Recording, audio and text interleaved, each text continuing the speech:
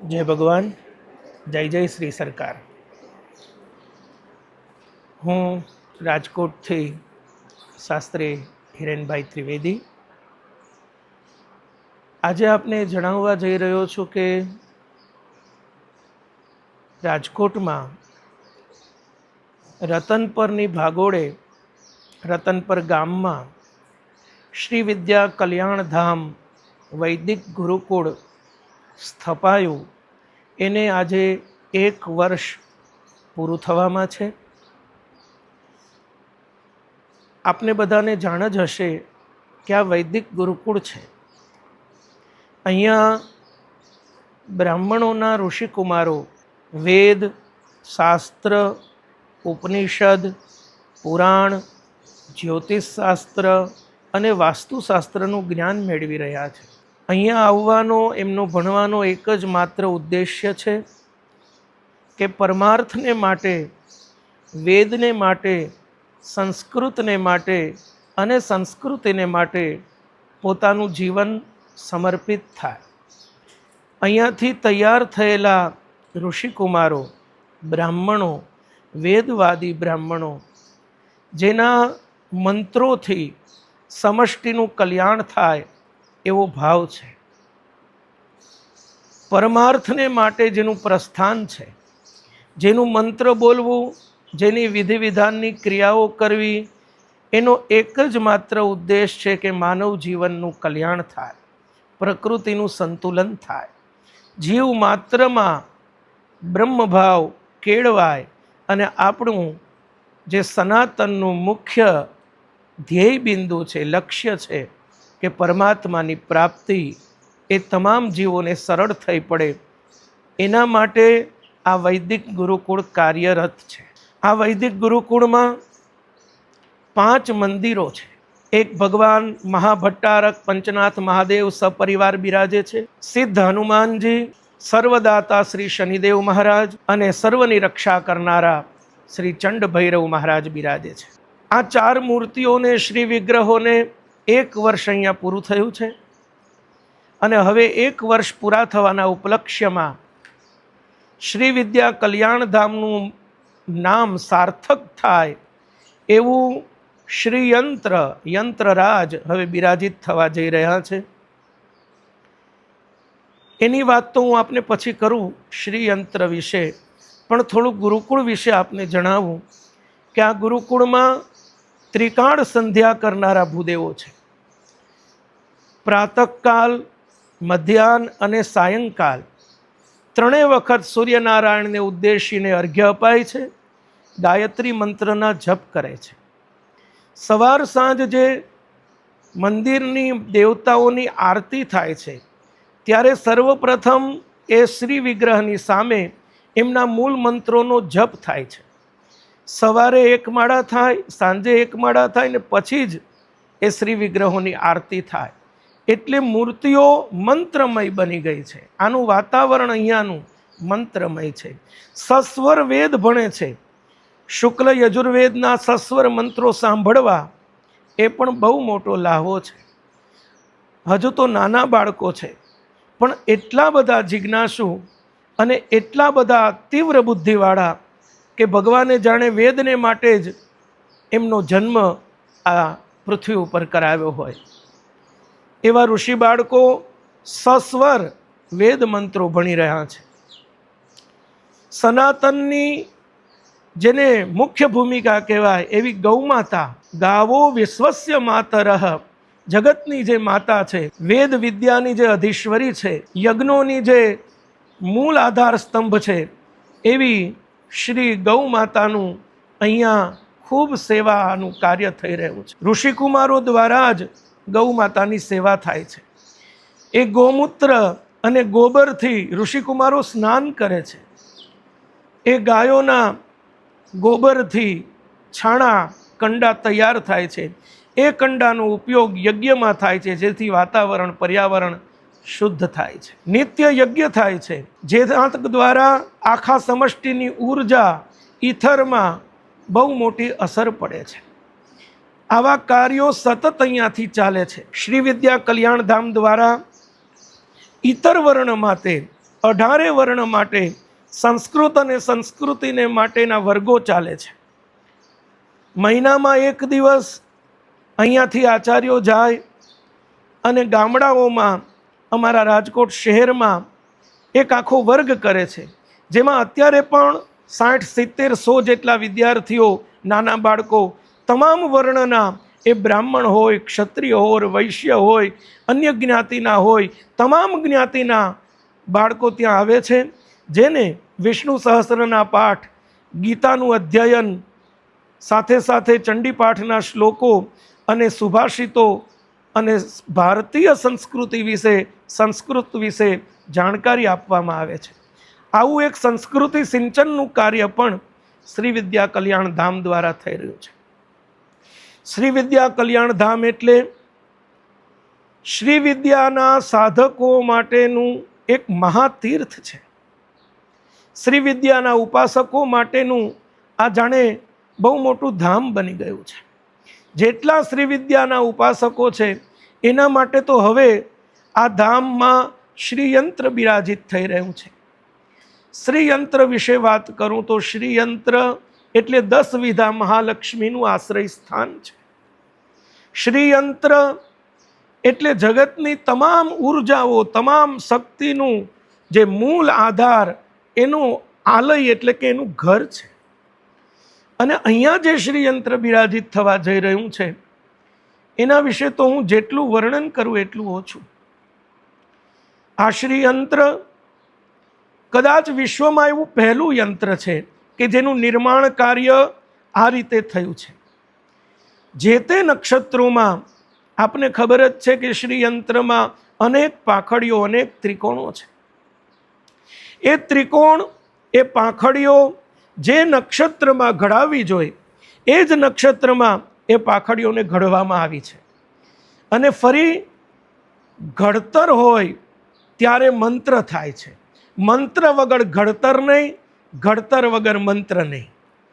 4 બ્રાહ્મણોને 6.5 મહિના સુધી આપણે એ મૂર્તિકારને પાસે રાખ્યા છે. આ શ્રીયંત્ર ઘડતા 6.5 મહિના થયા. જે તે નક્ષત્રોમાં એના ત્રિકોણ અને પાંખડીઓનું નિર્માણ થયું. પાંખડીઓ અને ત્રિકોણ બનતા હતા ત્યારે જે તે ત્રિકોણનો, જે તે પાંખડીઓના મંત્રો સતત થયા અને આખું શ્રીયંત્ર તૈયાર થયું. પાંખડીઓને ઘડવામાં વાર લાગી જાય, નક્ષત્ર પૂરું થઈ જાય તો એ પાંખડીને ત્યારે છોડી દેવામાં આવે.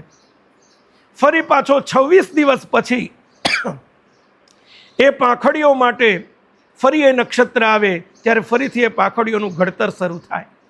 આવી રીતે આ શ્રીયંત્રનું નિર્માણ થયું છે. માત્ર શ્રીયંત્ર જ નહીં, શ્રીયંત્રની આજુબાજુ 10 મહાવિદ્યાઓ, અમારા ઈષ્ટદેવી ભગવતી બાલા ત્રિપુર સુંદરી અને આસામના ભગવતી કામાખ્યાના યંત્રો સ્થાપિત થવાના છે. આ યંત્રો સંપૂર્ણ સુવર્ણમાં બન્યા છે. એવા 12 યંત્રો શ્રીયંત્રની આજુબાજુ સ્થાપિત થશે. એ શ્રીયંત્રની નીચે 8 દિગ્ગજ, અષ્ટમહાનાગ, ભગવાન શંકરના સિંહ અને ભગવતી કામેશ્વરીના, ભગવાન શંકરના વૃષભ અને ભગવતી કામેશ્વરીના સિંહનું સ્થાપન થવાનું છે, જેનું નિર્માણ 18 કિલો ચાંદી દ્વારા થવામાં આવ્યું છે. આવું સમર્થ શ્રીયંત્ર અહીંયા સ્થાપિત થવાનું છે. તારીખ 2, 3, 4 મે શંકરાચાર્ય જયંતિના દિવસે આર્દ્રા નક્ષત્રમાં આ વિધિ વિધાન શરૂ થશે. રવિવારે પુષ્ય નક્ષત્રમાં રવિ પુષ્યામૃત યોગમાં આ શ્રીયંત્રનું પ્રતિષ્ઠાપન, પ્રાણ પ્રતિષ્ઠાનો વિધિ થશે. શુક્ર, શનિવાર ને રવિવાર આ 3 દિવસ સવારથી લઈને રાત સુધી અનેક વૈદિક વિધાઓ દ્વારા શ્રીયંત્રનું પ્રાણ પ્રતિષ્ઠાપન થવાનું છે. વળી આ 3 દિવસો ભારતભરમાંથી સંતો પધારવાના છે. પૂજ્યપાદ જગદગુરુ આપણા શારદા પીઠાધીશ્વર શ્રી સદાનંદ સરસ્વતીજી પોતાનો શુભ સંદેશ પાઠવે છે. ત્યાંના બ્રહ્મચારી નારાયણ આનંદજી એ ઉપસ્થિત રહેવાના છે. મલુક પીઠાધીશ્વર શ્રી રાજેન્દ્રદાસ મહારાજશ્રીનો સંદેશો છે. પરમ પૂજ્ય માં કનકેશ્વરી માતાજી ખોખરા ધામથી પધારવાના છે. શ્રી જિગ્નેશ દાદા, શ્રી મહાદેવ પ્રસાદ મહેતા, અમારા શ્યામભાઈ ઠાકર, શ્રી કૌશિકભાઈ ભટ્ટ, અશોકભાઈ ભટ્ટ, કનૈયાલાલ ભટ્ટ, મીરાબેન ભટ્ટ, આવા અનેક સાધુ સંતો કથાકારો અહીંયા પધારવાના છે. કચ્છ એકલધામથી દેવનાથ બાપુ પધારવાના છે અને બીજા અનેક સંતો દ્વારા આ મહાયજ્ઞનો વિધિ થવાનો છે. શ્રી વિદ્યાના પરમ ઉપાસકો, જેમના હું કેટલાના નામ લઉં, એ બધા જ પધારવાના છે. એ બધાના શુભ હસ્તે શ્રી યંત્રનું પ્રાણ પ્રતિષ્ઠાપન થવાનું છે. અમારા સંતોષાનંદ સંસ્કૃત પાઠશાળાના રાજકોટના ઋષિવર્ય અમારા સદગુરુદેવ પરમ પૂજ્ય શ્રી પુષ્કરરાય કલ્યાણજી જાની, અનેક વર્ષોથી જેણે વેદ વિદ્યામાં અમારા જેવા અનેકોનું સિંચન કર્યું છે, પૂજ્ય ગુરુદેવ પધારવાના છે. રાજકોટની પાઠશાળાઓના ગુરુજીઓ હર્ષદભાઈ ગુરુજી, માલસરવાડા વિજયભાઈ ગુરુજી અને આખા ગુજરાતભરની પાઠશાળાઓના તમામ આચાર્યો અહીંયા પધારવાના છે. દ્વારકાની પાઠશાળા, બોલુંદરાની પાઠશાળા, પેટલાદ પાઠશાળા, અમદાવાદ પાઠશાળા, સુરત પાઠશાળા, નડિયાદ બ્રહ્મર્ષિ પાઠશાળા, સંતરામ મંદિરના સંતો, આવા અનેક સંતો અહીંયા પધારશે અને આ ધર્મપ્રેમી જનતાને પોતાના પ્રવચનનો, દર્શનનો લાભ આપવાના છે. આજે 3 દિવસનો પ્રાણ પ્રતિષ્ઠાનો વિધિ છે. એમાં પહેલા દિવસે એટલે કે 2 તારીખે શુક્રવારે રાત્રે આપણા ગુજરાતનું ઘરેણું અને સંગીત સમ્રાટ એવા કીર્તિદાનભાઈ ગઢવીનો લોક ડાયરો રાખવામાં આવ્યો છે. સાથે સાથે હાસ્ય સમ્રાટ, હાસ્ય રસના જાણે મૂર્તિમંત હાસ્ય એવા અમારા સાંઈરામભાઈ દવે પણ પધારવાના છે. એમની સાહિત્યનો, કલાનો આપણને લાભ આપવાના છે. ખારચિયાથી પૂજ્ય સાધ્વી શ્રી જયશ્રી માતાજી એ પણ પધારવાના છે. એમનો પણ સંતવાણીનો કાર્યક્રમ શુક્રવારે 2 તારીખે છે. તારીખ 3ને દિવસે સાંજે સમષ્ટ એનો મોટો પ્રસાદનો કાર્યક્રમ છે. આજુબાજુના ગામડાઓ, રાજકોટ શહેરના બધા ધર્મપ્રેમી જનતાઓનો અહીંયા મહાપ્રસાદનો કાર્યક્રમ રાત્રે 8 વાગે રાખવામાં આવ્યો છે. 9 વાગે આપણા ગુજરાતના રાસ ગરબાના બધા ધુરંધરો કહેવાય એવા અમારા પ્રિય એવા રાહુલભાઈ મહેતા, શ્રી દેવભાઈ ભટ્ટ, શ્રી મોન્ટુ મહારાજ, શ્રી સાગરભાઈ રાવલ, અજયભાઈ પંડ્યા, આ બધા જ કલાકારો દ્વારા ભગવતીને જે અતિ પ્રિય છે એવા ગરબા અહીંયા 3 તારીખે રાત્રે 8:30 વાગ્યાથી થવાના છે. પરિમલભાઈ ભટ્ટની પૂરી રિધમ ટીમ આમાં સામેલ થવાની છે. અને 4 તારીખે તો આપણે સવારે સ્થિર યોગમાં, સ્થિર લગ્નમાં શ્રીયંત્ર ભગવતી મહાલક્ષ્મીનું પ્રતિષ્ઠાપન કરવાના છીએ. તો આ 3 દિવસના મહાકાર્યક્રમોમાં આપ બધા જ લોકો ખૂબ પ્રેમથી પધારજો. ભજનનો, ભોજનનો અને દર્શનનો આપ લાભ લેજો એવું અમારું હાર્દિક નિમંત્રણ છે.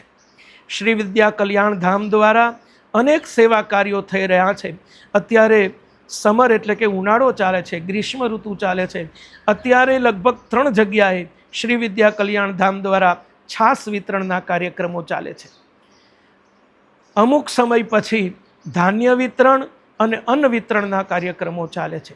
શ્રી વિદ્યા કલ્યાણ ધામ માત્ર બ્રાહ્મણના બાળકો માટે નહીં, પણ જે સંસ્કૃતિનું સિંચન કરતાં કરતાં વૃદ્ધ થઈ ગયા છે એવા જે ભૂદેવો છે, એવા જે કલાકારો છે, એવા જે સાધુઓ છે કે જેમનું આ જગતમાં ક્યાંય એમને આશ્રય નથી, એવા માટેનું આશ્રય આ શ્રી વિદ્યા કલ્યાણ ધામ છે. સાધુ સંતો, બ્રાહ્મણો માટે, સંસ્કૃતિના રક્ષકો માટે શ્રી વિદ્યા કલ્યાણ ધામ સદૈવ ખુલ્લું છે. એવા જગતના માતા પિતાઓ છે કે જેને સંતાન પ્રાપ્તિ નથી અથવા તો સંતાનો નથી અને એમને વૃદ્ધાવસ્થા થઈ ગઈ છે, તો એવા વડીલો માટે પણ શ્રી વિદ્યા કલ્યાણ ધામના દ્વાર હર હંમેશ ખુલ્લા છે. જે વિકલાંગ છે, અહીંયાથી ટિફિન સેવા ચાલી રહી છે, તો અહીંયાથી અનેકોને એ ટિફિન અન્ન વિતરણનો કાર્યક્રમ પણ ચાલે છે. આવા અનેકવિધ કાર્યક્રમો શ્રી વિદ્યા કલ્યાણ ધામથી ચાલી રહ્યા છે. ભગવતી કૃપા કરીને આ બધું ચલાવી રહી છે. અમે બધા નિમિત્ત બની રહ્યા છીએ. તો આ શ્રી વિદ્યા કલ્યાણ ધામના આ બધા જ કાર્યક્રમોમાં આપ હાજરી આપો. અહીંયાના ટ્રસ્ટીઓ શાસ્ત્રી શ્રી કલ્પેશભાઈ ડણાક, આદરણીય શ્રી જયરાજસિંહ ચુડાસમા, એના સિવાય તમામ અમારા બ્રહ્મબંધુઓ કે જે આ શ્રી વિદ્યા કલ્યાણ ધામનો આધાર સ્તંભ થઈ રહ્યા છે. અમારા રૂપેશભાઈ શાસ્ત્રી, અમારા સુભાષભાઈ શાસ્ત્રી, દિલીપભાઈ શાસ્ત્રી, આવા અનેક સંસ્કૃતના ચિંતકો, અમારો કમલેશભાઈ ત્રિવેદી, આ બધાને એમ છે કે આપણું આ ધામ છે અને આ ધામ કેમ આગળ વધે એના માટે સતત પ્રયત્નશીલ હોય છે. આ બધાનો આ તકે અમે ખૂબ આભાર પણ માનીએ છીએ અને આ બધા દ્વારા આપ બધાને નિમંત્રિત પણ કરીએ છીએ કે પધારજો. શ્રી વિદ્યા કલ્યાણ ધામમાં આવો અનેરો અવસર છે. આ તો પ્રાણ પ્રતિષ્ઠાનો મહાયજ્ઞ છે. જગતમાં પ્રાણ પ્રતિષ્ઠા એક જ વાર થાય, પછી અનેક યજ્ઞો ભલે હજારો વાર થાય, પણ પ્રાણ પ્રતિષ્ઠાનું કાર્ય એવું છે કે એક જ વાર થાય, જેનો લાહવો પણ આપણે આપણા જીવતરમાં કદાચ એક જ વાર પ્રાપ્ત થાય. તો આવા મહાન યજ્ઞમાં આપ બધા પધારજો એવું હૃદયપૂર્વક હું હિરેન ત્રિવેદી શ્રી વિદ્યા કલ્યાણ ધામથી આપ બધાને આમંત્રિત કરું છું. જય જય શ્રી સરકાર, જય ભગવાન.